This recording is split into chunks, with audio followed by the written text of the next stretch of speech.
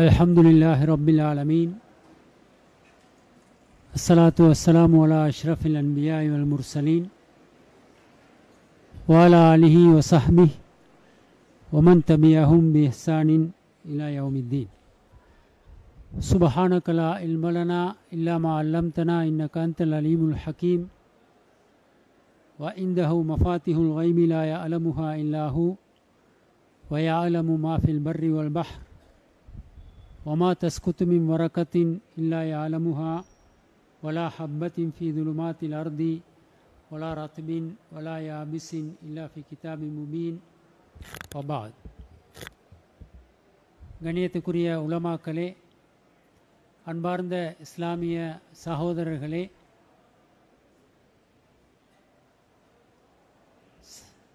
அஸ்ஸலாமு அலைக்கும் வரஹ்மத்துல்லாஹி வபரகாத்து.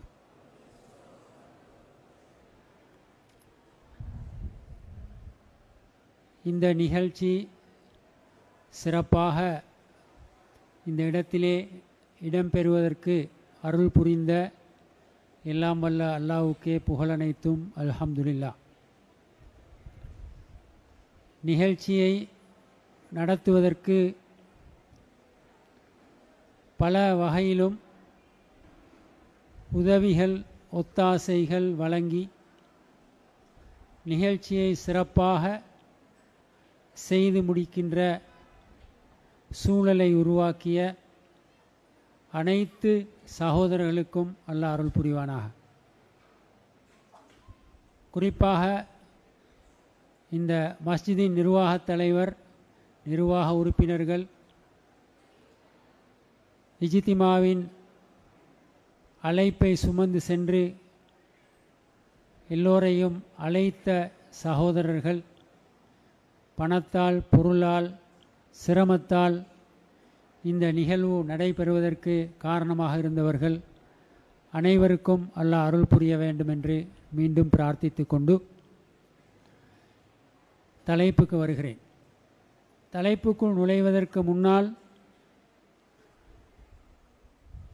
இந்த தலைப்பு சம்பந்தமாக ஒரு 2 விஷயங்களை உங்களோடு பகிர்ந்து கொள்கிறேன். ஹைர உம்மத் பற்றிய ஒரு உரையை இங்கே நாங்கள் பேசுவதற்கும் செவிமடுப்பதற்கும் இருக்கிறோம். இந்த சொல்லிலேயே வெளிப்படையாக தெரிகின்ற அடையாளம் ஹைர். இந்த உம்மத் ஹைறுகளை கொண்ட ஒரு உம்மத் என்பதுதான் அதனுடைய முதலாவது அடையாளம். ஹைறுகள் இல்லை என்றால் ஹைர உம்மத் என்று ஒன்றிக்க இயலாது. ஹைறுகள் நிறைய இருக்கின்றன. ஹைறுகள் நிறைய இருக்கின்றன.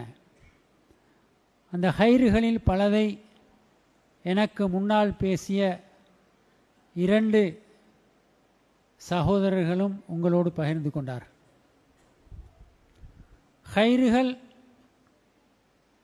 எல்லா அமைப்புகளிலும் இயக்கங்களிலும் இருக்கின்றன. எல்லா மனிதர்களிடமும் இருக்கின்றன. இந்த நாட்டிலும் இருக்கிறது, உலகிலும் இருக்கிறது, இயற்கையிலும் இருக்கிறது. இந்த ஹைறுகளை எல்லாம் ஒன்று சேர்த்து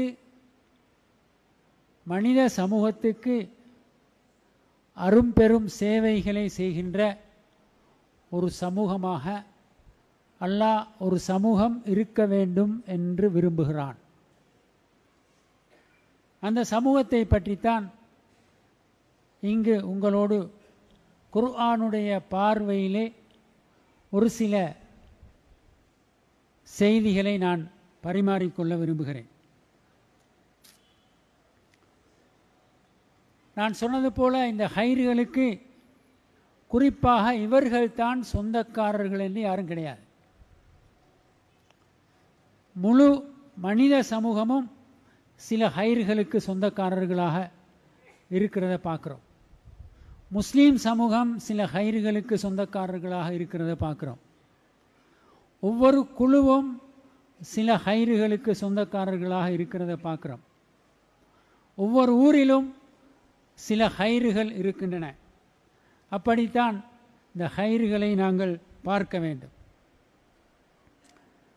ஹைறுகள் எல்லாவற்றையும் ஒன்றிணைத்து ஒன்று சேர்த்து முன்னால் செல்ல வேண்டும். அதற்கு ஒரு சமூகம் தேவை. அதற்கு ஒரு சமூகம் தேவை என்று அல்லாஹ் விரும்புகிறார்.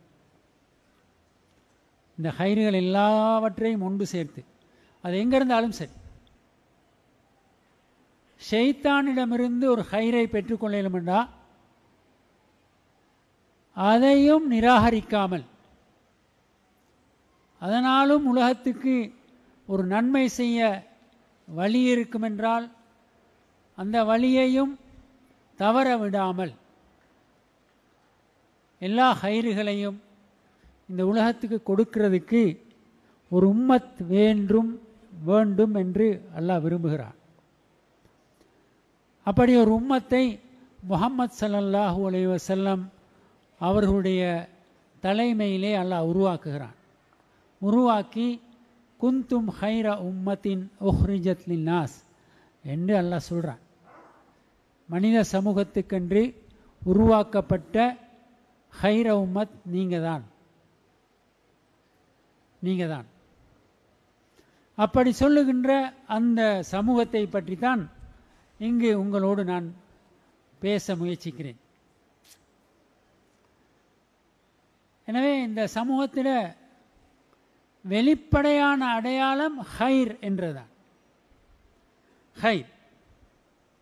ஹைறுகள் பெருகி ஓட வேண்டும். ஹைறுகள் பெருகி ஓட வேண்டும். அப்படி சொல்கிற போது இன்றைக்கு உலகத்தில் ஹைறுகள் எங்கிருந்து ஊற்றெடுக்கிறது, எங்கிருந்து பெருகி ஓடுகின்றது, எங்கிருந்து மனித சமூகம் அதனை பெற்றுக்கொள்கிறது என்ற ஒரு கேள்வியையும் உங்களோட முன்னால் வைக்கிறேன். பதில் சொல்லாமல் அதை நீங்களே ஒருக்கா பார்த்துக்கோங்க. அதை ஒவ்வொருத்தரும் அவங்களோட அறிவுக்கேற்ப ஒரு பரிசீலனை செய்து கொள்ளலாம். ஹைர உம்மத் என்று சொல்கிற நேரம் அந்த வசனத்தில் அல்லாஹ் பாராற்றான். தஅமுரூன பில் மஅரூஃப் வ தன்ஹவுன அனில் முன்கர். நீங்கள் நன்மைகளை வளர்க்கிற, தீமைகளை குறைக்கிற ஒரு சமூகம் அப்படின்னு சொல்லி, நன்மைகளை வளர்க்கிற, தீமைகளை குறைக்கிற ஒரு சமூகம் அப்படி சொல்கிற நேரமே அதில் பல கருத்துகள் இருக்குது. ஹைர உம்மத்தில் இருக்கிற எல்லாரும் நல்லவர்களாக இருக்க மாட்டாங்க. இருந்தால் நன்மைகளை வளர்க்க தேவையில்லை, தீமைகளை குறைக்கவும் தேவையில்லை. எனவே ஹைர உம்மத் என்பது நல்லவர்கள் தீயவர்கள் எல்லாரையும் உள்ளடக்கிய சமூகம் என்றதை நாங்கள் முதலாவது விளங்கிக் கொள்ளணும். எல்லாரும் நல்லவங்களாகத்தான் இருக்கணும் என்று நாங்கள் நினைச்சா அப்படி ஒரு உம்மத் உலகத்தில் தோன்றியலாது. கியாம நாள் வரைக்கும் அப்படி ஒரு சமூகம் வரையலாது. எனவே நல்லவர்கள் கெட்டவர்கள் எல்லாரும் இருக்கிற ஒரு உம்மத்தை நாங்கள் ஒரு நல்ல உம்மத்தாக, ஹைர உம்மத்தாக பார்க்க வேண்டும். அதை எப்படி பார்க்கிறது? அதை எப்படி பார்க்குற? இன்றும் கூட உலகத்திலே நல்லவர்கள் தான் அதிகமாக இருக்கிறார்.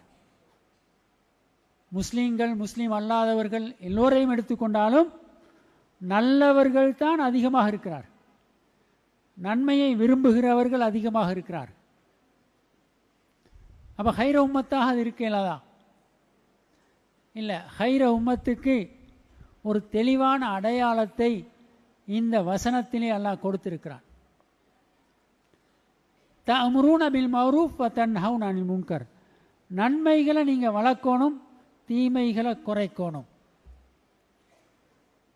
ரசூலுல்லாஹி ஸல்லல்லாஹு அலைஹி வஸல்லம் அவருடைய காலத்துக்கு நீங்கள் போனால், அதுக்கு பிறகு எங்கட காலத்துக்கு வந்தால் ஒரு வித்தியாசத்தை தெரிஞ்சுக்கொள்ளணும். அன்று கெட்டவர்கள் அதிகமாக இருந்தார்கள், நல்லவர்கள் குறைவாக இருந்தார்கள். இன்று நல்லவர்கள் அதிகமாக இருக்கிறார்கள், கெட்டவர்கள் குறைவாக இருக்கிறார்கள். அதான் ஹைர உம்மத் என்ன அல்லாஹ் சொன்னான்.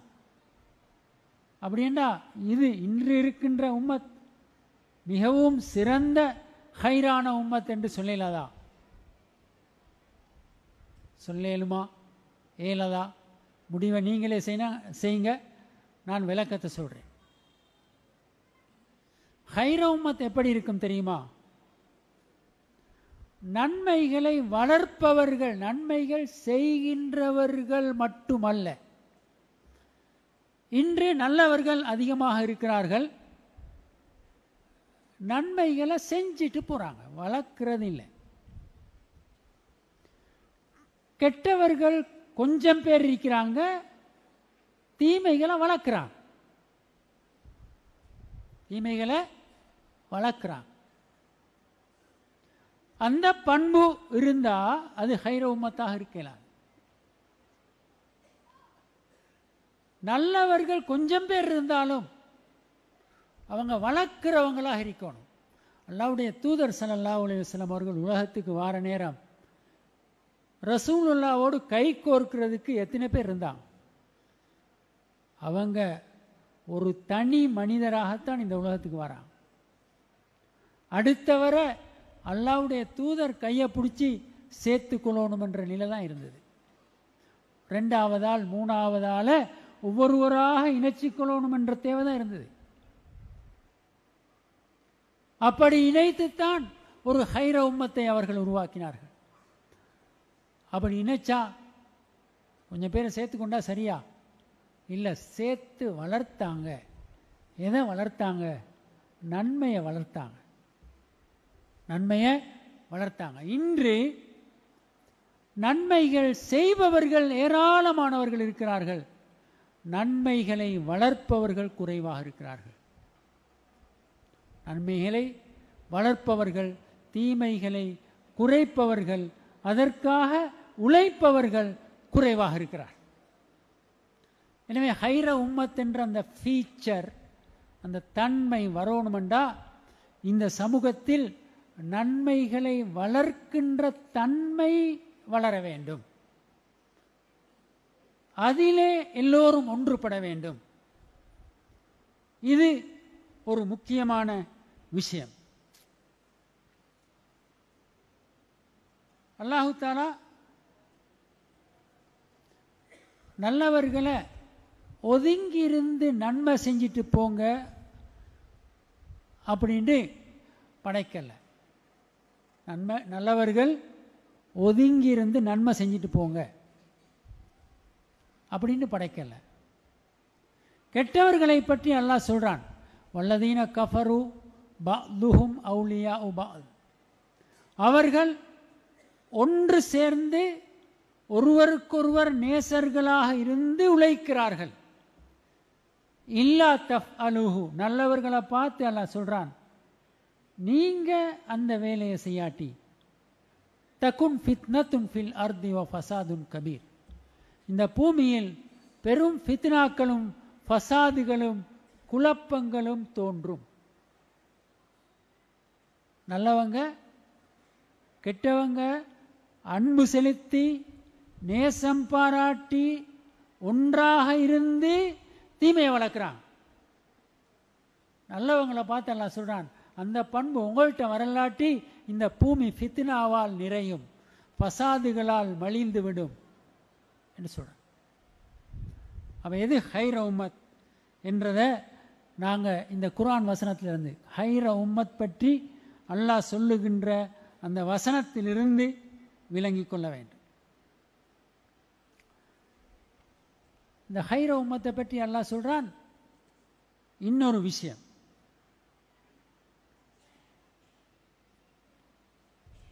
ஹைர உம்மத் உஹ்ரிஜத் லின்னாஸ், மனித சமூகத்துக்காக இந்த உம்மத் வேலை செய்ய வேண்டும், முஸ்லிம்களுக்காக அல்ல. டாக்டர் ஷாஃபி ஷிஹாப்தீன் அவர்கள் பேசுகிற போது ஒற்றுமைதான் பலம், அதை நாங்கள் பற்றி பிடிச்சு கொள்ளணும் என்று சொல்கிற போது நாங்கள் விளங்கி கொள்ளப்படாது முஸ்லீம்கள ஒற்றுமை என்று சொல்லி. அப்படி விளங்க இயலாது. முஸ்லீம் சமூகம் எங்கெல்லாம் இருக்கிறதோ அங்கிருக்கின்ற எல்லா சமூகங்களோடையும் அது சேர்ந்திருக்க வேண்டும் என்பதை ஹைர உம்மத் பற்றி சொல்லுகின்ற இந்த வசனத்தில் அல்லாஹ் இணைத்திருக்கிறான். ஹைர உம்மத்தின் உஹ்ரிஜத் லின்னாஸ், உஹ்ரிஜத் லில் முஸ்லிமீன் அல்ல.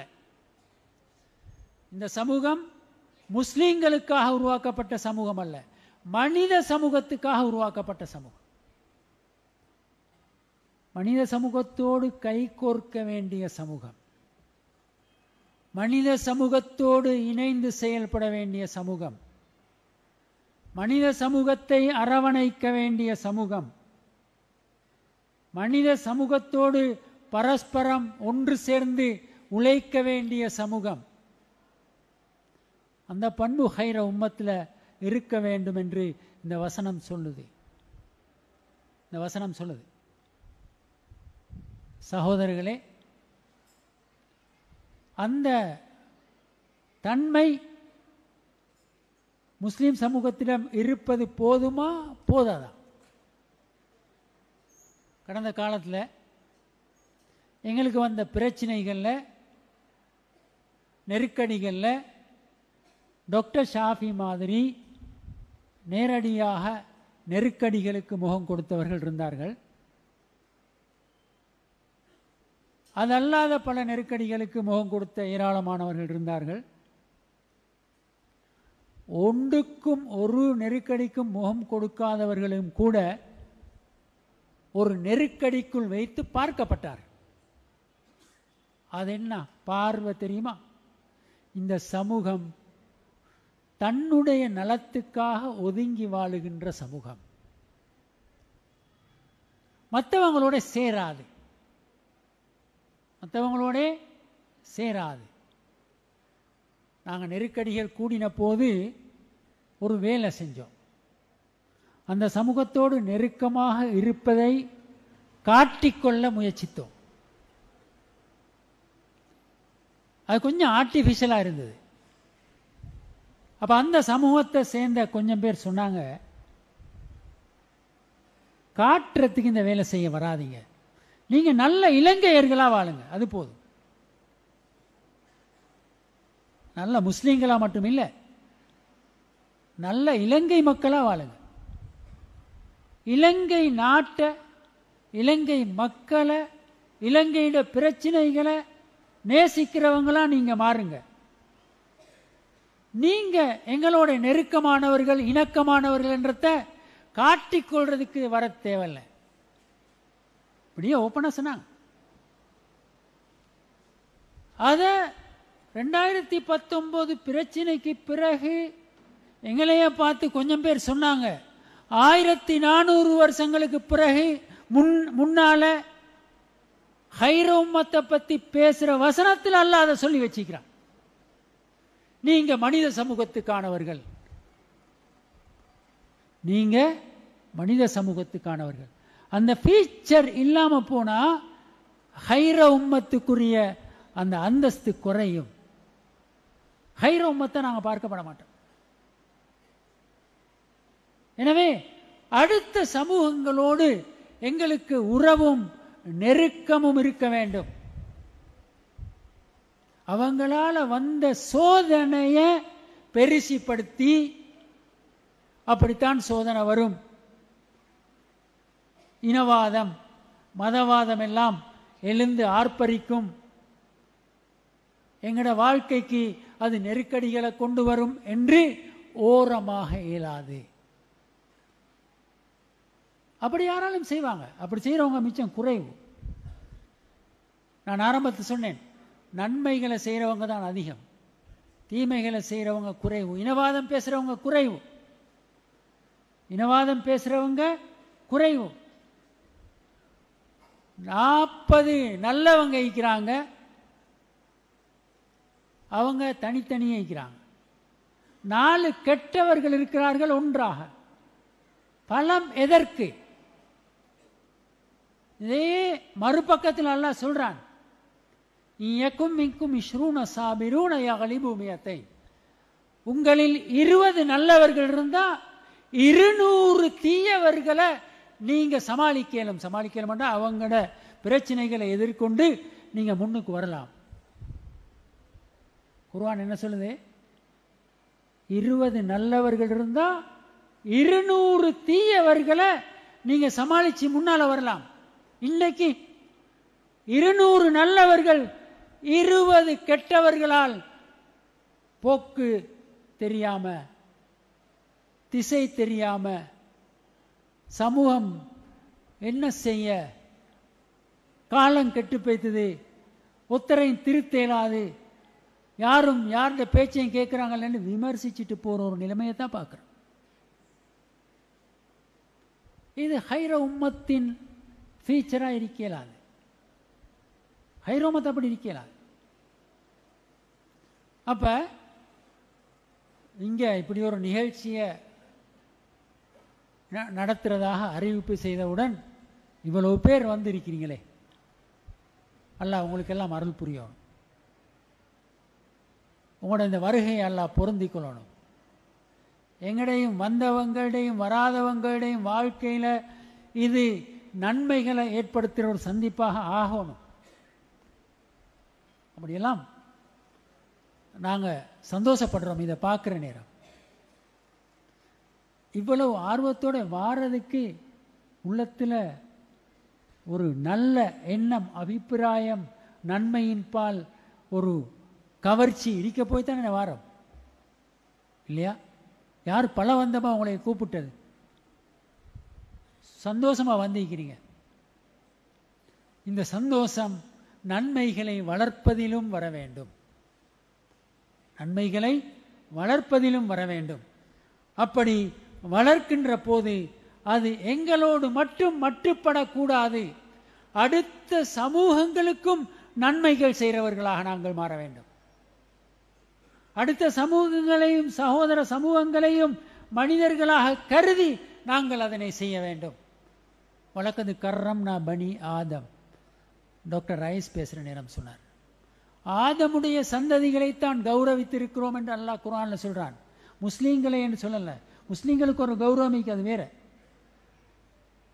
அல்லாஹ் மனித சமூகத்தை கௌரவிச்சிருக்கிறான்.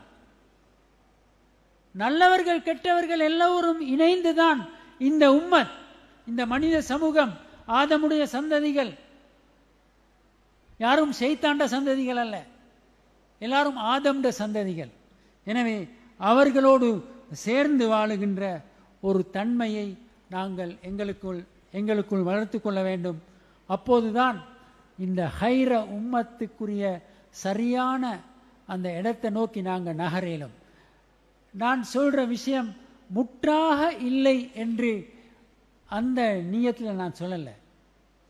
நான் சொல்ற விஷயம் போதாது, இன்னும் நாங்கள் முன்னேற வேண்டும் என்ற அடிப்படையில் தான் இதனை நான் சொல்லுகிறேன். ஹைர உம்மத் பற்றி பேசுகின்ற வசனத்தில் அல்லாஹ் இன்னும் ஒரு அடையாளத்தை எங்களுக்கு காட்டுகிறான். துமினூன பில்லாஹ், அது முதலாவது வரவேண்டிய அடையாளம். ஆனால் அந்த வசனத்தில் கடைசியாக அந்த அடையாளத்தை அல்லாஹ் காட்டுகிறான். இந்த சமூகம் அல்லாஹ்வை சார்ந்திருக்கின்ற சமூகம். இந்த சமூகம் மனித சமூகத்தை சார்ந்திருக்கின்ற சமூகம். ஒரு பக்கத்தில் இந்த சமூகம் மனித சமூகத்தோடு நெருக்கமானதாக இருக்கும். இன்னொரு பக்கத்தில் நன்மைகளோடு நெருக்கமானதாக இருக்கும். இன்னொரு பக்கத்தில் நன்மைகளோடு நெருக்கமானதாக, நன்மைகளை நேசிக்கின்ற சமூகமாக இருக்கும், தீமைகளை வெறுக்கின்ற சமூகமாக இருக்கும், வளர்க்கின்ற சமூகமாக, தீமைகளை குறைத்து நன்மைகளை வளர்க்கின்ற சமூகமாக இருக்கும், மனிதர்களோடு நெருக்கமான சமூகமாக இருக்கும். மூணாவது ஐட ஃபீச்சர் என்ன தெரியுமா? தூமினூன பில்லாஹ், அல்லாஹ்வை நம்பி இருக்கின்ற சமூகம் அது. அந்த நம்பிக்கையை பற்றி எனக்கு முன்னால் பேசிய டாக்டர் ஷாஃபி ஷிஹாப்தீன் அழகாக சொன்னார். அந்த நம்பிக்கை எங்களுடைய மிக அடிப்படையான பலம் என்று சொல்லி. அப்ப அல்லாஹ்வை நம்பினா மனிதர்களோட பகை, மனிதர்களோட நல்லா இருந்தா அல்லாஹ்வை நினைக்கிறதுக்கு நேரம் இல்லை. ரெண்டையும் செஞ்சா உலகத்தில் நன்மை வாழ்ந்தா என்ன தீமை வாழ்ந்தா என்ன, அதை பற்றி கவலை இல்லை, அப்படி இருக்கலாது. இந்த எல்லா சார்புகளும் தன்மைகளும் வர வேண்டும் ஹைர உம்மத்தி. தூமினூன பில்லா என்று சொன்னா ஈமானுக்குள்ள சில விஷயங்கள் இருக்குது. ஈமான் என்ற சொல் எல்லாருக்கும் தெரியும். அந்த சொல்லை நான் விளங்கப்படுத்துறதுக்கு போகலை. ஈமானுக்குள்ள அல்லாஹ் பொதிந்து வைத்திருக்கின்ற சில விஷயங்களை சொல்ல வேண்டும். அதுதான் ஈமானுக்கான அடையாளம். ஈமானுக்குள் இருக்கிறது அன்பு. ஈமானுக்குள் இருக்கிறது அன்பு. அல்லாஹ்வுடைய தூதர் ஸல்லல்லாஹு அலைஹி வஸல்லம் அவர்கள் சொன்னார்கள், வல்லதீன ஆமனு அஷத்து ஹுப்பன் லில்லாஹ். ஈமான் கொண்டவர்கள் அல்லாஹ்வை கடுமையாக நேசிப்பார்கள். அல்லாஹ்வை கடுமையாக நேசிப்பாங்க. அப்ப ஈமான் என்றது அன்பை அடிப்படையாக கொண்டது. ரசூலுல்லாஹி ஸல்லல்லாஹு அலைஹி வஸல்லம் அவர்கள் சொன்னார்கள், லா யுமினு அஹதுக்கும், உங்களில் யாரும் ஈமான் கொள்ள முடியாது, ஹத்தா யுஹிப்ப லி அஹீஹி மா யுஹிப்பு லி நஃப்ஸி. தனக்கு எதையெல்லாம் ஒரு மனிதன் விரும்புகிறானோ அதை தன்னுடைய சகோதரனுக்கு விரும்பாத நேசிக்காத வரைக்கும் ஈமான் கொள்ள இயலாது. அல்லாஹ்வோட அன்பு, சகோதரனோட அன்பு, தனக்கு எதையெல்லாம் விரும்புகின்ற ஒரு நிலை இருக்கிறதோ அதையெல்லாம் அடுத்த மனிதனுக்கு விரும்புகின்ற அன்பு, இந்த அன்பெல்லாம் சேர்ந்ததுதான் ஈமான். அப்படி என்றா முஸ்லீம் சமூகத்தில் ஹைர உம்மத்தில் இன்னொரு ஃபீச்சர் என்ன தெரியுமா? கருணை, அன்பு. ஈமான் என்றது அன்பை உள்ளடக்கியது. அன்பு இல்லாட்டி ஈமான் இல்லை. சலாசும் மன் குன்ன ஃபீஹி வஜத பிஹின்ன ஹலாவத்தல் ஈமான். 3 பண்புகள் இருந்தா ஈமானின் சுவையை ஒரு மனிதன் அறிவான் என்று ஸல்லல்லாஹு அலைஹி வஸல்லம் அவர் சொன்னார். அதுல முதலாவது விஷயம் ஐயகூன் அல்லாஹு வ ரசூலுஹு அஹப்ப இலைஹி மிம்மா சிவாஹுமா. அல்லாஹ்வும் ரசூலும் அவனுடைய அதிக அன்புக்குரியவர்களாக இருக்க வேண்டும் மற்ற எல்லாத்தையும் விட. அன்பு, அன்புதான் ஈமான். வ யுஹிப்பல் மர்அ லா யுஹிப்புஹு இல்லா லில்லாஹ். ஒரு மனிதனை நேசிச்சா அது அல்லாஹ்வுக்கான நேசமாக இருக்க வேண்டும், தண்ட பர்சனல் நேசம் அல்லது. அல்லாஹ்வுக்காக நேசிக்கிறது. உலகத்தில் இருக்கிற எல்லா மனிதர்களையும் நேசிக்கணும். அல் ஹல்கு இயாலுல்லாஹ். படைப்புகள் எல்லாம் அல்லாஹ்ட குடும்பம். படைப்புகள் எல்லாம் அல்லாஹ்ட குடும்பம். அல்லாஹ்வை நேசித்தவர்கள் அல்லாஹ்ட படைப்புகள் அனைத்தனையும் நேசிக்க வேண்டும். அது ஹைர உம்மத்தின் ஒரு ஃபீச்சர். எனவே ஹைர உம்மத் கருணை உள்ளதாக இருக்கும். கருணையை எப்ப இழந்தோமோ அப்ப ஹைர் குறையும். கருணை இல்லாத இடத்திலிருந்து, அன்பு இல்லாத இடத்திலிருந்து ஹைர்கள் வர முடியுமா? வர முடியுமா? ஒப்பிட்டு பாருங்க. இன்னைக்கு உலகத்தில் இருக்கிற சமூகங்களை நான் ஒப்பிடல. உலகத்தில் அதிகமா அன்பை பேசுற, அன்பு செலுத்துற, அன்பை பரிமாறுற, அன்பின் மூலம் பிரச்சனைகளுக்கு தீர்வு காண்ற சமூகங்கள்ல முதல் இடத்தை எந்த சமூகம் பெற்றிருக்கிறது? நான் ஒன்றும் சொல்லலை, கமெண்ட் பண்ண வரல. எந்த சமூகம் அந்த இடத்துக்கு வந்திருக்குது? அல்லாஹ் சொல்றான், அந்த இடத்துக்கு முஸ்லீம் சமூகம் வரணும். அந்த இடத்துக்கு கருணை உள்ள சமூகமா முஸ்லீம் சமூகம் வரணும். அப்பதான் அது ஈமான் உள்ள சமூகம். கருணை அன்பு இல்லாவிட்டால் ஈமான் கிடையாது. ஈமான் கிடையாது. ஈமானுக்குள் இன்னும் ஒரு அம்சம் பொதிந்திருக்கிறது. ஈமான் எங்கிருந்து வரும்? ஈமான் எங்கிருந்து வரும்? ஈமான் அல்லாஹ்ட ஆயாத்துகள்ல இருந்து வரும்.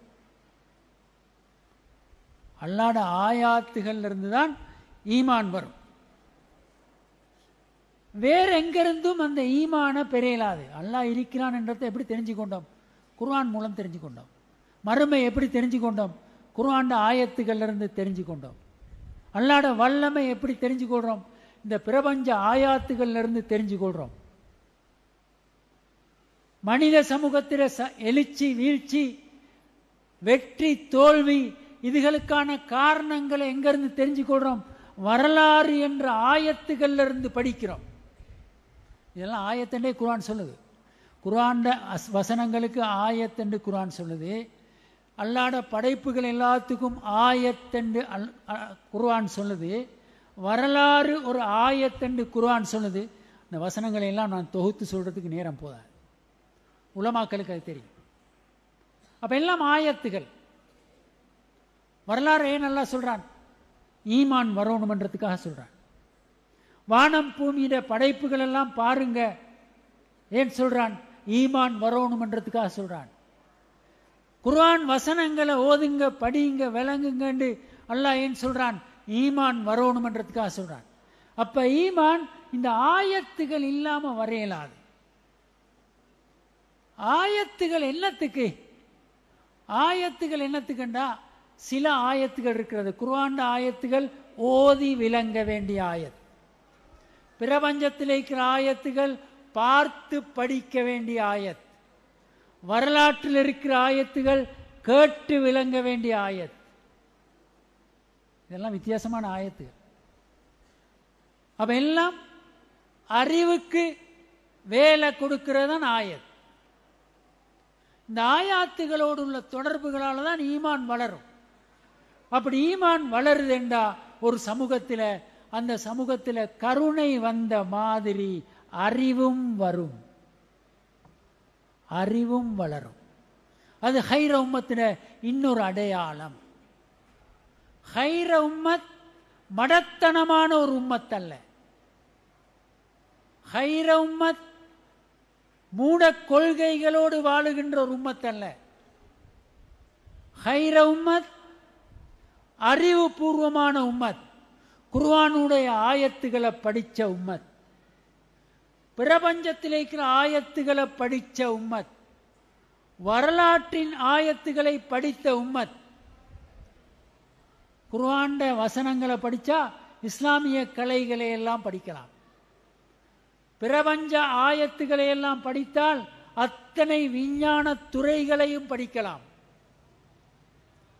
வரலாறு என்ற ஆயத்தை படிச்சா சமூகவியல் மானுடவியல் என்று எத்தனையோ மனித சமூகத்தின் முன்னேற்றத்துக்கு வழிகாட்டுகின்ற துறைகளை எல்லாம் படிக்கலாம். அப்படியெல்லாம் படிச்ச ஒரு சமூகத்தை ரசூலுல்லாஹ் உருவாக்கினாங்க. அல்லாஹ்வுடைய தூதர் ஸல்லல்லாஹு அலைஹி வஸல்லம் அவர்கள் உருவாக்கின அந்த உம்மத் இருக்குதே, அந்த உம்மத்தை அந்த கோணத்தில் ஒருக்கா படிக்கணும்.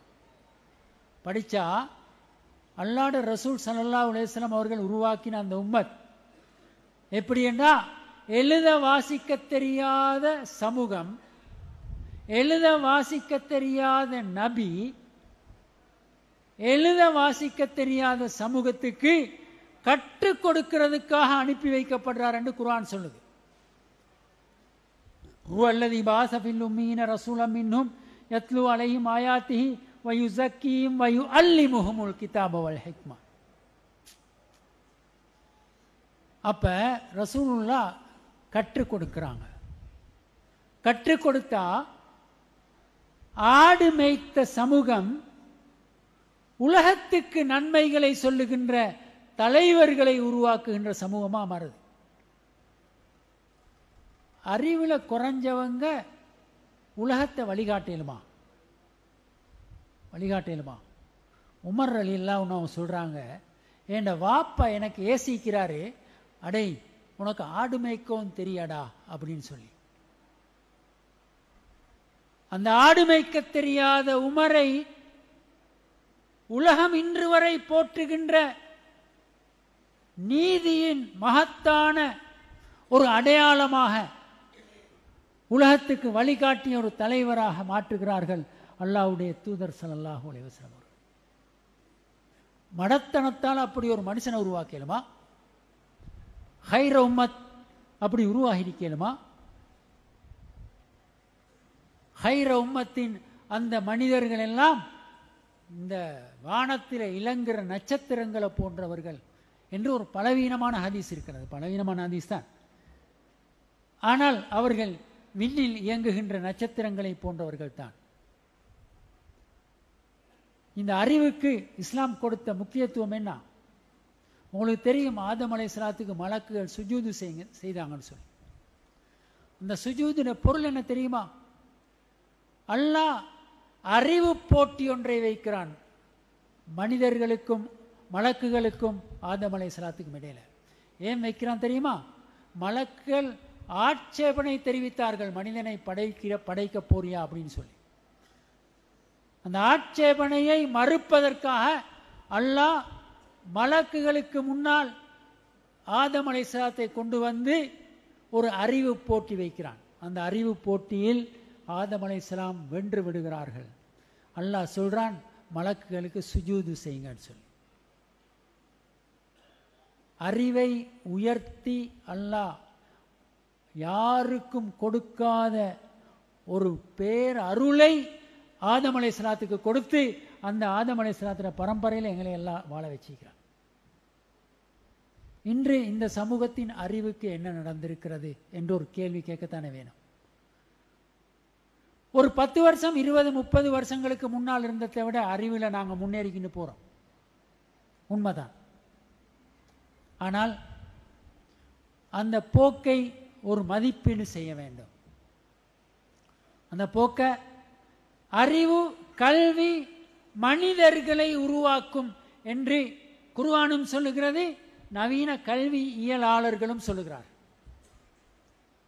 நவீன கல்வியியலாளர்களும் சொல்லுகிறார், கல்வி மனிதனை உருவாக்கும், அறிவு மனிதனை உருவாக்கும். சரி, அறிவு மனிதர்களை உருவாக்கினா எவ்வளவு நல்லம். ஒரு ஃபார்ம்ல கோழிகள் உருவாக்கப்படுது, ஆடுகள் உருவாக்கப்படுகிறது. ஆஸ்திரேலியா ஃபார்ம்களில் உயர்ந்த ரகமான மாடுகள் உருவாக்கப்படுகின்றன.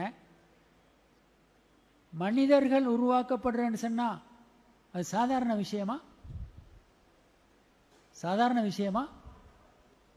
எங்களோட கல்வி கூடங்கள் எல்லாம் மனிதர்களை உருவாக்க வேண்டும், மனிதர்களை உருவாக்க வேண்டும்.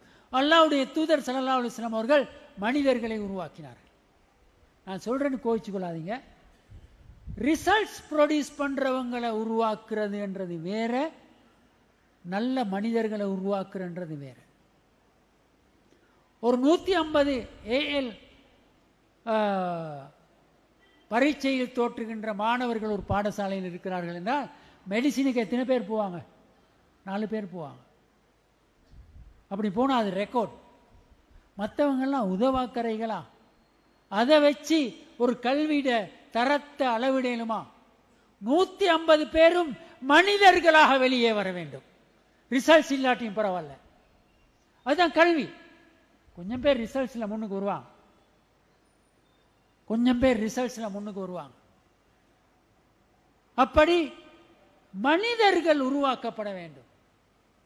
அதுதான் ரசூலுல்லாஹ்வுடைய பணி. இன்றைய பாடசாலைகள் மனிதர்களை உருவாக்குமா?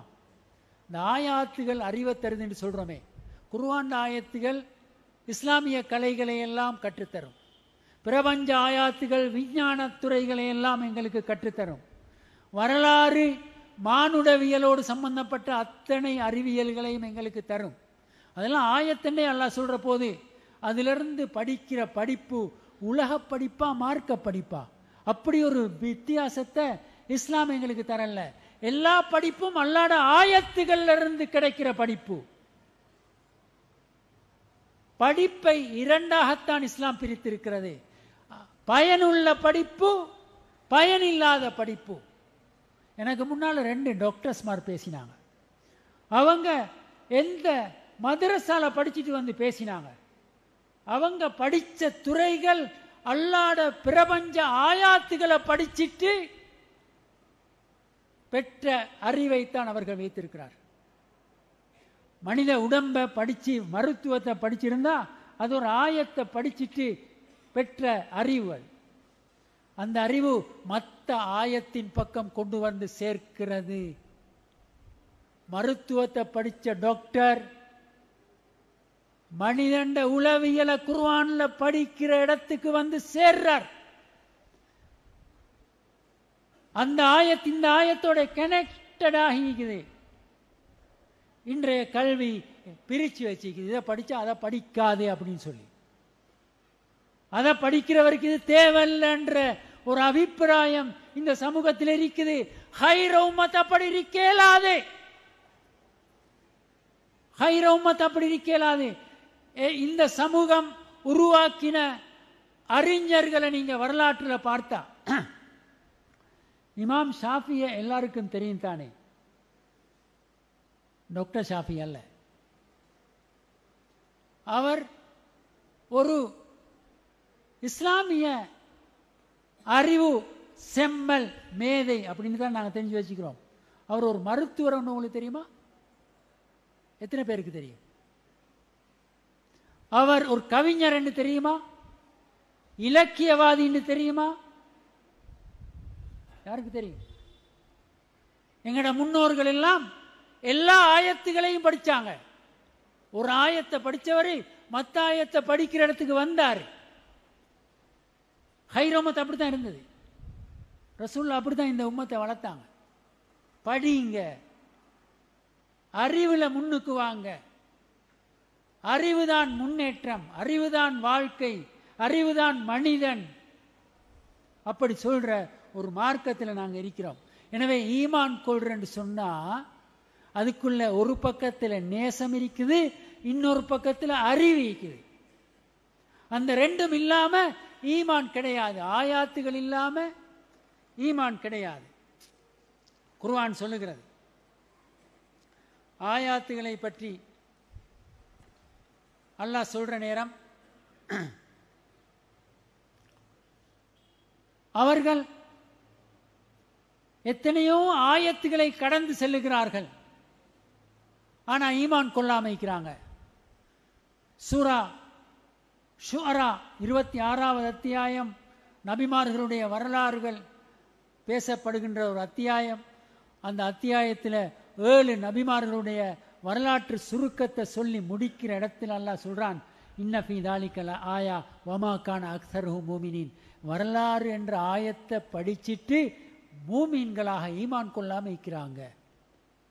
வரலாறு என்ற ஆயத்தை படிச்சுட்டு மூமீன்களாக மாறல. ஆயத்திலிருந்து ஈமான் வரணும். ஆயத்தை விளங்கினா, ஆயத்தை படிச்சா ஈமான் வரும். அது பிரபஞ்ச ஆயத்தை படித்தாலும் சரி. இன்ன ஃபீ ஹல்கிஸ் ஸமாவாத்தி வல் அர்த் வக்திலாஃபில் லைலி வன் நஹார் லஆயாத்தின் லிஉலில் அல்பாப். வானம் பூமியின் படைப்புகளில் இரவு பகல் மாற்றங்களில் அறிவுள்ளவர்களுக்கு ஆயத்துகள் இருக்கின்றன.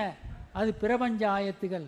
அந்த ஆயத்துகளை படித்தவர்கள் சொல்லுவார்கள், ரப்பனா மா ஹலக்த ஹாதா பாத்திலா, ரப்பனா இன்னனா சமீனா முனாதியை யுனாதிலில் ஈமானி அன்னாமினு பிரப்பிக்கும் ஃபஆமன்னா. எங்கள் இறைவா, இந்த ஆயத்துகளை பார்க்குறவங்க அல்லாஹ் கிட்ட சொல்லுவாங்களாம், ஒரு ஈமானிய அழைப்பாளன் ஈமானின் பக்கம் அழைப்பு விடுப்பதை நாங்கள் செவிமடுக்கிறோம், ஈமான் கொள்கிறோம் என்று. எந்த ஆயத்துகள்?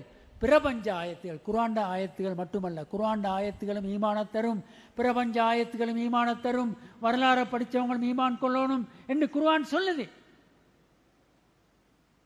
அப்ப ஆயத்துகளை படிச்சு ஈமான் வாரன்னு சொன்னா, ஆயத்துகளை படிக்கணும்டா அறிவு வருது, அறிவு வருது.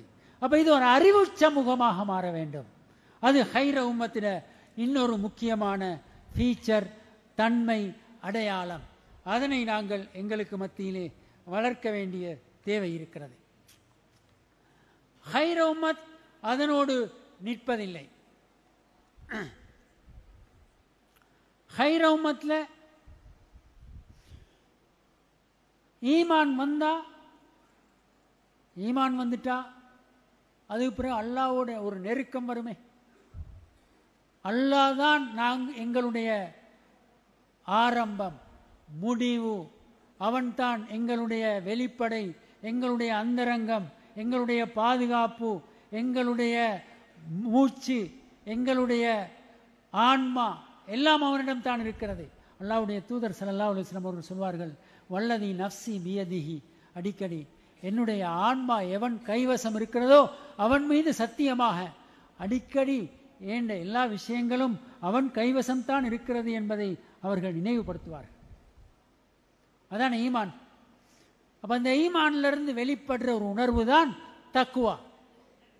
தக்குவா தக்குவா என்றா என்ன தெரியுமா? ஈமானுக்கு அறிவோடு கருணையோடு சம்பந்தம் இருக்கிறது. அந்த ரெண்டும் இல்லாட்டி ஈமான் பூர்த்தியாக முடியாது. அறிவு இல்லாம கருணை இல்லாம ஈமான் பூர்த்தியாக முடியாது, குறையுள்ளதாக இருக்கு. அப்படி ஈமான் வந்தா அல்லாஹ்வோடு ஒரு ஸ்பெஷல் உணர்வு கொண்டு வரும். அதுக்கு பேர் தக்குவா. அதுக்கு பேர் தக்குவா. அந்த தக்குவாவுக்கு அடையாளம் என்ன தெரியுமா? தக்குவாண்டா என்ன தெரியுமா? இந்த உலகத்தில் நன்மைகள் எங்கெங்கெல்லாம் இருக்கின்றனவோ எதையும் தவறவிடக்கூடாது. தீமைகள் என்னென்ன கோணங்களிலெல்லாம் அணுகுகின்றதோ அணுகி பாதிப்பை ஏற்படுத்தி விடக்கூடாது என்ற எச்சரிக்கை உணர்வு தான் தக்குவா. அது அல்லாஹ்வை நம்பினா வார ஒரு உணர்வு, அல்லாஹ்வை நம்பினா வார ஒரு ரெஸ்பான்சிபிலிட்டி. ஏன் நன்மையை தவற விட்டாலும் நாங்கள் விசாரிக்கப்படுவோம் அல்லாஹ் கிட்ட. தீமை தவிர்க்கப்படாட்டியும் விசாரிக்கப்படுவோம். நன்மையை தவற விட்டாலும் விசாரிக்கப்படுவோம், தீமையை தவிர்க்காமல் விட்டாலும் விசாரிக்கப்படுவோம். எனவே அல்லாஹ்வுடைய பயம் அச்சம் ஒன்று வரணும். எந்த நன்மையையும் விட்டுவிடக்கூடாது, எந்த தீமையும் அணுக இடமளிக்க கூடாது. அந்த உணர்வு தான் தக்குவா. அந்த தக்குவா உணர்வு வளர்ந்த ஒரு சமூகம் தான் ஹைர உம்மத். ஹைர உம்மத்தில் எல்லாருக்கிட்டையும் இந்த தக்குவா சரிசமமாக இருக்காது. நான் ஆரம்பத்திலே சொன்னேன், நல்லவர்கள் மாத்திரம் இருக்கின்ற ஒரு சமூகம் அல்ல ஹைர உம்மத், கெட்டவர்களும் இருப்பார்கள். தக்குவால பல வகையான தரத்தில் மனிதர்கள் இருப்பார்கள். அப்படித்தான் இந்த சமூகம் இருக்கும். ரசூலுல்லாஹ்வுடைய சமூகமும் அப்படித்தான் இருந்தது. எல்லா காலமும் சமூகம் அப்படித்தான் இருக்கும். ஆனால் ஒரு உத்தரவாதம் இருக்குது ஹைர உம்மத்தில். ஹைர உம்மத்தில் ஒரு உத்தரவாதம் இருக்குது. என்னது? அந்த தக்குவா என்ற உணர்வை வளர்த்து கொண்டே இருப்பாங்க, அதுக்கு சப்போர்ட் பண்ணுவாங்க, அதுக்கான சூழலை உருவாக்குவாங்க. இப்போ இந்த பள்ளிவாசல் அதற்கான ஒரு சூழல், பாடசாலைகள் அதற்கான ஒரு சூழல், மதரசாக்கள் அதற்கான ஒரு சூழல், குர்ஆன் மதரசாக்கள் இருந்து அதற்கான ஒரு சூழல் இருக்கிறது. ஒவ்வொரு வெள்ளிக்கிழமையும் நாங்கள் ஒரு ஹுத்பாவிலே சந்திக்கிறது அதற்கான ஒரு சூழல், நன்மைகளை பேசுவது அதற்கான ஒரு சூழல். இந்த சூழலை விருத்தி செய்கிறது, இந்த சூழலை விருத்தி செய்கிறது. விருத்தி செய்ய செய்ய செய்ய அந்த உணர்வு வளரும், அந்த உணர்வு பாதுகாக்கப்படும், அதற்கு உத்தரவாதம் ஒன்று இருக்கும். அப்ப இந்த சமூகம் தீமையின் பக்கம் போறது குறையும், நன்மையின் பக்கம் வாரது அதிகரிக்கும். அதுதான் ஹைர உம்மத், அதுதான் ஹைர உம்மத். அந்த தக்குவா உடைய உம்மத்தாக இந்த உம்மத்தை மாற்ற வேண்டும். அப்படி மாற்றினா என்ன அதுல விளைவு? நாங்கள் அடிக்கடி பேசுகிற வணக்கங்கள் இருக்குதே, தொழுகை, நோன்பு, திக்ர், ஔராதுகள், தஸ்பீகுகள், இதுகளையெல்லாம் நாங்கள் எல்லா மனிதரிடமும் காண முடியும். இன்றைக்கு கொஞ்சம் பேர்ட்டு தான் அதை காண்றோம். இன்றைக்கு மிகச் சிலரிடம்தான் அதை காணுகின்றோம். நன்மையின் பால் உள்ள ஆர்வம் மிக குறைந்தவர்களிடம் இருக்கிறது. அப்ப இந்த வாய்ப்புகளை எல்லாம் பயன்படுத்துகிற ஒரு சூழலை நாங்கள் குறைத்து மதிப்பிடுகிறோமா என்ற ஒரு கேள்வி இருக்கிறது. குறைத்து மதிப்பிடுகிறோமா? கல்வியை குறைச்சி மதிப்பிட்டா நாங்கள் முன்னேறலாது. கருணையை குறைச்சி மதிப்பிட்டா முன்னேறலாது. பள்ளிவாசலை குறைத்து மதிப்பிட்டா முன்னேறலாது. மார்க்கம் போதனைகள் நடப்பதை அல்லது அவற்றை கேட்டு படிப்பதை குறைத்து மதிப்பிட்டால் முன்னேற முடியாது. எதில் முன்னேறலாது? நன்மைகளில் முன்னேறலாது. தக்குவா வளராது. தக்குவாவுக்கு உத்தரவாதம் இருக்காது. அப்போ பெரிய ஒரு பொறுப்பு ஒன்று இருக்குது, கடமை ஒன்று இருக்குது. நன்மைகளை இந்த எல்லா வகையிலும் நாங்கள் வளர்க்க வேண்டும், இதனை அதிகரிக்க செய்ய வேண்டும் என்ற ஒரு பொறுப்பு கடமைப்பாடு எங்களுக்கு இருக்கிறது. அந்த பொறுப்புணர்வு வளருமெண்டா அது முஸ்லீம் சமூகத்தில் ஹைர உம்மத்தில் இன்னொரு ஃபீச்சர் பொறுப்புணர்வு. பொறுப்புணர்வு என்ன? உலகத்தில் யாருக்கும் நாங்கள் பதில் சொல்ல வேண்டிய எந்த தேவையும் இல்லை. நான் நல்லா இருக்கிறேனா, கெட்டு போகிறேனா, தொழுகிறேனா, என் பிள்ளைகளை நல்லா வளர்க்குறேனா, அவங்களுக்குரிய கடமைகளை செய்கிறேனா, வியாபாரத்தை ஹலால் ஹராம் பேணி நான் செய்து கொள்கிறேனா, அது பற்றி யார் இருக்கிறாங்க கேட்கறதுக்கு? யாரும் இல்லை, யாரும் இல்லை. நான் விரும்பின மாதிரி வாழேனும் என்ற ஒரு இடத்துக்கு ஒரு மனிதன் வந்தா அவன் பொறுப்புணர்வற்றவன். அவன் பொறுப்புணர்வற்றவன். அந்த பொறுப்புணர்வு குறையும், தக்குவா குறைஞ்சா. தக்குவா குறைகிற சமூகத்தில் அந்த பொறுப்புணர்வு குறையும். பொறுப்புகளுக்கு வார உணர்வு இருக்கும், பொறுப்புகளுக்கு வார உணர்வு இருக்கும். இடங்களுக்கு வரணும், அந்தஸ்துகளுக்கு வரணும், கதிரைகளை கைப்பற்ற வேண்டும், அதெல்லாம் இருக்கும். ஆனால் வந்து உட்கார்ந்த பிறகு எந்த பொறுப்பு மற்றவர்களாக வாழ்ந்துட்டு போகிறது, அது அமானிதம் இல்லாத ஒரு சமூகத்தில் அடையாளம். அந்த அடையாளம் உலகத்தில் மிகச்சா கியாம நாள் வாரத்தை எதிர்பாருங்கன்னு ரசூலுல்லாஹி ஸல்லல்லாஹு அலைஹி வஸல்லம் சொன்னார். பொறுப்புணர்வு குறைஞ்சா, பொறுப்புணர்வு குறைந்தால் ஒரு முஸ்லீம் எங்கெல்லாம் சம்பந்தப்படுறானோ அந்த இடத்திலெல்லாம் அவனுக்கு பொறுப்புணர்வு வேணும். அது தக்குவாலிருந்து வாருது. யாரும் பார்த்தாலும் சரி, பார்க்காவிட்டாலும் சரி, கேட்டாலும் சரி, கேட்காவிட்டாலும் சரி, நான் பதில் சொல்ல வேண்டும் என்ற அந்த உணர்வு ஒரு முஸ்லீமிடம் இருக்க வேண்டும். அப்ப ஒரு சின்ன தவறையும் அந்த மனிதன் செய்ய மாட்டான். செஞ்சா தௌபா இஸ்திஃபார் என்ற அந்த இடத்துக்கு அவன் போவான். தௌபா இஸ்திஃபார் என்ற இடத்துக்கு போவான். நாங்கள் இன்றைக்கு எப்படி இருக்கிறோம்னு சொன்னால் அந்த குறையா சொல்லணும். தவறுகள் ஒரு கொசு பறந்த மாதிரி, அதை கையால் தட்டி விட்டுட்டு போகிறது. அதுக்கு எந்த அட்டென்ஷனும் கொடுக்கறதில்லை. அது நான் செஞ்சாலும் சரி, மற்றவங்க செஞ்சாலும் சரி. சில போது மற்றவங்க செய்கிற தவறுகளை கண்டு கொள்ளாமல் இருக்கிறதுக்கு ஒரு காரணத்தை நான் வச்சிக்கிறேன்டா, அது என்ன வாய்க்கும் தெரியுமா? ஏண்ட தவறையும் அவங்க கண்டு கொள்ளாமல் இருக்கிறதுக்கு அதுதான் வழி. அவங்களோட தவறை நான் கண்டு கொள்ளாமல் இருக்கிறது ஏன் தெரியுமா? ஏண்ட தவறை அவங்க கண்டு கொள்ளாமல் இருக்கிறதுக்கு அதுதான் வழி. எனவே யாரும் யாருடைய தவறுகளையும் கண்டு கொள்ளாமலேயே போவோம் என்ற ஒரு நிலைக்கு இன்றைய உலகம் வேகமாக போய்கொண்டிருக்கிறது. ஒரு சின்ன பையனுக்கிட்ட கூப்பிட்டு கேட்க இயலாது, ஏண்டா அப்படி செய்கிறாயன்னு சொல்லி. நாங்கள் பாடசாலையில் படிக்கிற நேரம் எங்களுக்கு படித்து தந்த ஆசிரியர்கள் ரோட்டில் எங்களைய கண்டா என்ன செய்கிறாய், வீட்டுக்கு போ, சரி. அவர் ரோட்லையும் ஆசிரியர் தான். இன்றைக்கு வகுப்புலையும் ஒரு மாணவன் தவறு செஞ்சா அந்த மாணவனை கொஞ்சம் அதட்டி ஒரு கேள்வி கேட்க முடியாத நிலைக்கு உலகம் வந்திருக்கிறது. அப்படி செய்யப்படாண்டு சட்டமும் வந்திருக்கிறது.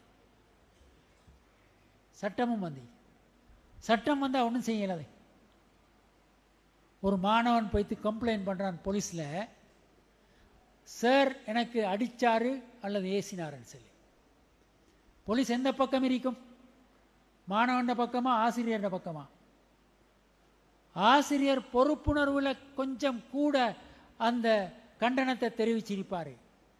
இன்றைக்கு பொறுப்புணர்வை உதாசீனம் கண்டிப்பா வலுக்கட்டாயமா பொறுப்புணர்வு உள்ளவரும் அதனை உதாசீனம் செய்ய வேண்டும் என்ற நிலைக்கு தள்ளப்பட்ட ஒரு சூழல்ல நாங்கள் வாழ்ந்து கொண்டிருக்கிறோம். இந்த பொறுப்புணர்வை பாதுகாக்கிறது எப்படி? ஹைர உம்மத்தாக எப்படி நாங்கள் இருக்கலும்? சரி, எனவே இந்த பழக்கத்துக்கு வந்தா ஒரு பரம்பரை ஸ்கூல்ல இப்படி பழகிட்டு வருதுன்னு வைங்க, அவங்க நாளைக்கு வாப்பாவை மாறுறாங்க. அவங்களோட பிள்ளைகள்கிட்ட கேள்வி கேட்பாங்களா? அவங்களோட பிள்ளைகிட்ட கேள்வி கேட்பாங்களா? என்கிட்ட யாரும் கேள்வி கேட்கப்படாது. என் ஆசிரியரும் தான், என் உம்மாவும் தான், என் வாப்பாவும் தான். அப்படி வளர்ந்த ஒரு மாணவன் நாளைக்கு வாப்பாவாகினா அவன் பிள்ளைகிட்ட கேள்வி கேட்பானா? அவன் சுதந்திரம், அது மனித உரிமை, அவன் செஞ்சுட்டு போவான். அப்படித்தான் என்ற இடத்துக்கு இந்த சமூகம் நாளைக்கு வராதா? வராதா? இப்பவே வந்துகிட்டு இருக்குது, இப்பவே வந்துகிட்டு இருக்குது. இதை எப்படி மாத்துறது? இது எப்படியும் மாற்ற இயலாது. ஏண்டா உலகம் இன்றைக்கு அந்த லைனுக்கு தான். இது இலங்கையில் உள்ள பிரச்சனை இல்லை, சர்வதேச பிரச்சனை. இது சர்வதேச சட்டங்கள் இதற்கு துணை செய்கின்றன. இப்படித்தான் நீங்க எல்லாரும் வாழணும். யாரும் யார்கிட்டையும் கேள்வி கேட்கப்படா, யாரும் யாருடைய தவறையும் கண்டிக்கப்படாது. இப்ப நாங்களும் அப்படித்தான் வாழணும், அப்படித்தான் வாழணும். அப்ப வேற வழி என்ன? மார்க்கம் என்ன? அதட்டி கேட்கப்படாது, கண்டிப்பா கேட்கப்படாது. ஒரு காலத்தில் அடிச்ச மாதிரி அடிக்க இயலாது, ஏச இயலாது. நான் நினைக்கிறேன் அதெல்லாம் நல்லம்னு சொல்லி, நான் நினைக்கிறேன் அதெல்லாம் நல்லம். ஒரு வாப்ப மகனுக்கு ஏசாம இருக்கிற நல்லமா, ஏசுற நல்லமா? நீங்க சொல்லுவீங்க ஏசுற நல்லமண்டு. ஆசிரியர் மாணவனை அடிக்கிறது நல்லமா, அடிக்காம இருக்கிற நல்லமா? ஒரு காலத்தில் எங்களுக்கெல்லாம் அடிச்சாங்க எங்கட ஆசிரியர்கள். நாங்கள் இன்னைக்கு நல்லா இருக்கிறது அவங்க அடிச்சதுனால தானே நினைக்கிறோம். இப்போ அடிக்க இயலாது. இப்போ அடிக்காம இருக்கிற நல்லமா சரியில்லையா? நான் சொல்லுவேன் நல்லம்னு சொல்லி. சட்டம் வந்திக்குது அடிக்கப்படாது ஏசப்படாதுன்னு, நல்ல. அப்போ உங்களுக்கு என்ன மாற்று வழி? கருணையால் அந்த மாணவன் அணுகுங்க, கருணையால் அணுகுங்க. இந்த உம்மத் கருணையால், அறிவால் மற்றவர்களுடைய நன்மதிப்பை பெற வேண்டும். கண்டனத்தால் அல்ல, பொல்லால் அல்ல, ஏசி அல்ல, பேசி அல்ல. அது செய்யப்படான்னு சட்டம் வாரது நல்லம் என்றுதான் என் அபிப்பிராயம். அதை குறையா சொல்லி இன்றைக்கு யாரையும் திருத்த இயலாது அப்படின்ட்டு போக இயலாது, அப்படி போக இயலாது. கருணையால அவங்கள கண்ட்ரோல் பண்ணுங்க, கருணையால அவங்கள மாத்துங்க, அறிவால அவங்கள மாத்துங்க. எந்த மாணவனும் எந்த மகனும் அறிவுக்கு கட்டுப்படாம பணியாம இருக்க மாட்டான், பணியாம இருக்க மாட்டான். ஏண்டா ஆதம் அலைஹிஸ்ஸலாம் அறிவுல மிகைத்தவுடனேயே மலக்குகள் எல்லாம் பணிந்தார்கள், மலக்குகள் எல்லாம் பணிந்தார்கள். இந்த அறிவுக்கு பணீர் என்ற ஒரு விஷயம் இயல்பா அல்லாஹ் வச்சுக்கிறான், இயல்பா அல்லாஹ் வச்சுக்கிறான். உங்களோட பிள்ளைகள் பேரண்ட்ஸ்ல அறிவு போதாதுன்னு எப்ப கருதுறாங்களோ பணிய மாட்டாங்க. எங்கட உண்மைக்கு ஒன்றும் விளங்குதில்லை, வாப்பா கொண்டும் விளங்குதில்லைன்னு நினைப்பாங்க. இந்த காலத்தில் விளங்காம வாழ இயலாது, இந்த காலத்தில் விளங்காம வாழ இயலாது. இன்று எந்த மகனும் எந்த மாணவனும் பாடசாலையில் மட்டும்தான் படிக்கிறான்னு நீங்க நினைச்சா இன்றைய உலகத்தை நாங்க விளங்கி கொள்ளல. அவன் ரோட்லையும் படிக்கிறான், சேர்ற எல்லாரோடையும் சேர்ந்து படிக்கிறான், அவன் கையில் இருக்கிற போன்ல இருந்து படிக்கிறான், நிறைய தகவல்களை சேமிச்சு வச்சிருக்கிறான். பெற்றார்களுக்கு தெரியாத விஷயங்கள் அவனுக்கு தெரியும். ஆசிரியர்களுக்கு தெரியாத விஷயங்கள் அவனுக்கு தெரியும்.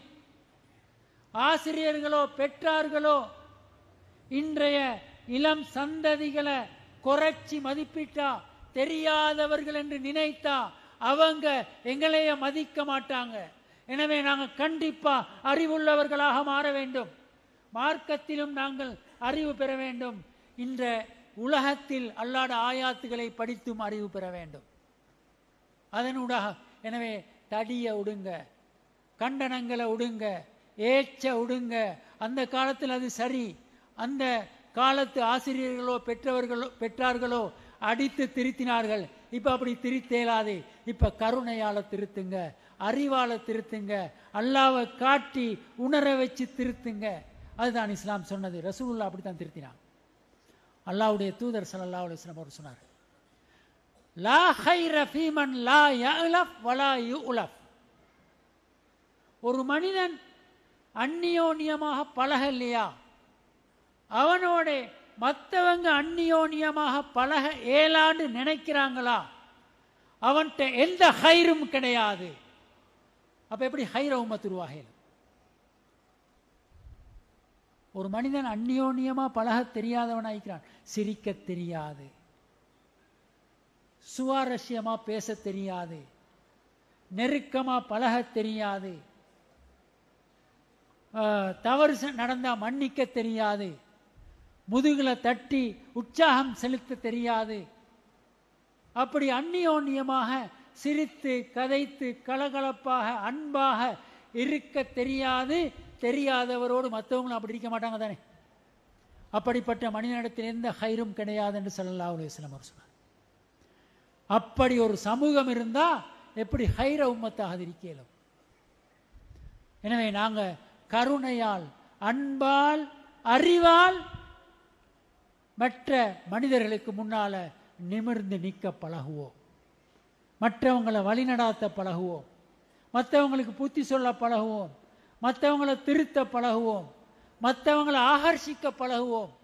அது யாராகவும் இருக்கட்டும், எங்களோட பிள்ளையாகட்டும், அடுத்த வீட்டு ஆக்களாகட்டும், முஸ்லீமாக இருக்கட்டும், முஸ்லீம் அல்லாதவராக இருக்கட்டும், யார் இந்த கருணைக்கு பணிய மாட்டார்கள், யார் அன்புக்கு பணிய மாட்டார்கள், யார் அறிவுக்கு செவிசாய்க்க மாட்டார்கள், அது இல்லாத சமூகம் ஹைர உம்மத்தா இருக்கலாது. அது இல்லாத சமூகம் பொறுப்புணர்வுள்ள சமூகமாக இருக்கலாது. அந்த பொறுப்புணர்வுகளை எல்லாம் வெளிப்படுத்தணும், தக்குவாவை வெளிப்படுத்தணும். எங்க அல்லாஹ்வோடு உள்ள பொறுப்புணர்வு வெளிப்படுத்தினா பாங்கு சொன்னோடனே ஒரு மனிதன் மஸ்ஜிதில் இருப்பான். மனித சமூகத்தோடு உள்ள பொறுப்புணர்வை வெளிப்படுத்தினா ஒரு மனிதன் எடுத்த கடனை உடனடியாக கொடுப்பான். ஒரு பதவியில் இருக்கிற பொறுப்பை உணர்ந்தா பெல் அடிக்கிற நேரம் வகுப்பில் இருப்பார் ஆசிரியர், அல்லது ஆபீஸில் இருப்பார் நேரத்துக்கு அலுவலர். 8 மணித்தியாலம் வேலை செய்யணும்டா அதுல 2 மணித்தியாலத்தை அவர் களவெடுக்க மாட்டார். ஒரு பயான் ஒன்று கேட்டேன். இந்த பயான்ல ஒரு ஆசிரியரை பத்தி ஒருவர் பேசுறார். வியாபாரம், கொடுக்கல் வாங்கல், கடன், அது இதுல மோசடி செஞ்சா பிறகு ஒரு காலத்தில் அதை உணர்ற நேரம் யாருக்கு மோசடி செஞ்சனோ அவருக்கு அதை கொண்டு போய் கொடுத்துட்டு நான் ஒரு காலத்தில் அறியாமையில் இப்படி செஞ்சிட்டேன், உங்களுக்கு ஞாபகம் இருக்கும், ஞாபகம் இல்லாமல் இருக்கும், ஆனால் இப்போ நான் உணர்ந்துட்டேன், அல்லாஹ் கிட்ட நான் நல்லவனாக மாறணும் என்று ஆசைப்படுறேன், எனக்காக நான் செஞ்ச தவறுக்காக என்னை மன்னிச்சிருங்க, எனக்காக அல்லாட்ட பிழை பொறுக்க தேடுங்க, நான் நல்லவனா மௌத்தாகணும் என்று ஆசைப்படுறேன், எனவே இதை திருப்பித்தாரேன் என்று கொடுக்கேன். சரி, ஒரு ஆசிரியர் மாணவர்களோடு செலவழிக்க வேண்டிய 6 மணித்தியாலத்தில் 2 மணித்தியாலத்தை களவெடுத்தா பிறகு உணர்ந்தா அந்த 2 மணித்தியாலத்தை அவனுக்கு எப்படி கொண்டு போய் கொடுக்கிறது, எங்க கொண்டு போய் கொடுக்கிற?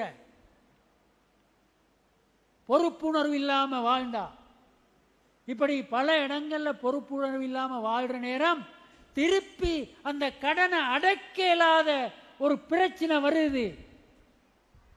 வருகுது. யார் மன்னிக்கிற இந்த சந்தர்ப்பத்தில்?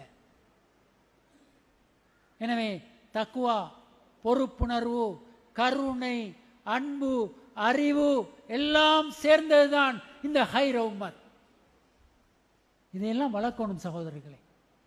இதெல்லாம் முற்றாக இல்லை அப்படின்ற நினைப்புல நான் பேசலை. இதெல்லாம் இங்கே கிடையாது அப்படின்னு நான் பேசலை.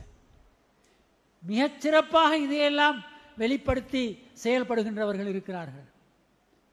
ஆனால் ஒரு குறை இருக்குது, இதையெல்லாம் வளர்க்கணும். ஹைர உம்மத்துண்டா கொஞ்சம் பேர் நன்மையை அல்லது அதிகமான பேர் நன்மையை அவங்களோட பாட்டில் செஞ்சிட்டு போகிறது இல்லை. நன்மைகளை வளர்ப்பவர்கள் வேண்டும். இது மிகவும் நீண்ட பெரிய முடிவில்லாத ஒரு தலைப்பு. இந்த தலைப்பில் பேசி முடிக்கிறதுக்கு அடையாளங்கள் கொஞ்சம் அல்ல. ஹைர உம்மத்தின் அடையாளங்கள் மிகவும் முக்கியமானது, இன்று அவசியமாக பேசப்பட வேண்டியது என்று நான் கருதியவற்றுள் சிலவற்றை உங்களோடு பகிர்ந்து கொண்டேன். அவற்றினால் இந்த சமூகம், அதாவது நாங்கள், எங்களோட சமூகம், வந்தவங்க வராதவங்க, முஸ்லீம்கள் முஸ்லீம் அல்லாதவர்கள், இந்த நாடு எல்லாரும் பிரயோசனப்படணும். இந்த நாடு முஸ்லீம்களால் பயனடையணும். இப்படி வாழ்ந்தால் தானே பயன் கிடைக்கும். அப்படி ஒரு பயனுள்ள வாழ்க்கை வாழ்ந்து ஹைர உம்மத் என்ற அந்த அந்தஸ்தை தக்க வைத்துக் கொள்வோம். அல்லாஹ் எங்களை பாதுகாப்பான். அல்லாஹ் எங்களோடு இருப்பான். அல்லாஹ் எங்களுக்கு உதவுவான். அல்லாஹ் எங்களோடு இருந்தால் அதுதான் எங்களுக்கு மிகவும் பெரிய பாக்கியம், பலம் எல்லாம். அந்த அல்லாஹ்